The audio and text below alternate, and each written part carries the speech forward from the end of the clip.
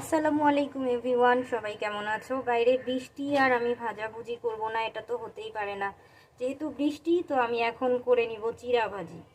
আমি এখানে প্যানে তো তেল দিয়ে দিয়েছি, এখন মরিচ পেঁয়াজগুলোকে ভেজে নিব।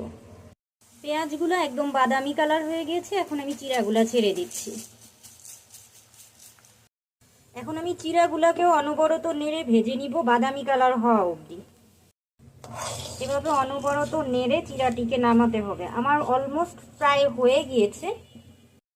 এখানে আমি চিড়া ভাজির সঙ্গে আরেক চুলায় পুডিং বসিয়ে দিয়েছি। আমি নেক্সট আরেকদিন পুডিংয়ের রেসিপিটি শেয়ার করব, আজ ব্যস্ততার কারণে এটি রেসিপিটি শেয়ার করতে পারিনি। এদিকে আমার চিড়া ভাজি পুরা রেডি। এখন আমি এটাকে একটা পাত্রে তুলে নিব ঠান্ডা করার জন্য। একটি পাত্রে তুলে নিচ্ছি ঠান্ডা করার জন্য। ফাইনালি রেডি আমার গরম গরম চিড়া ভাজি। কার কার পছন্দ কমেন্ট করে জানাও। আল্লাহ হাফেজ।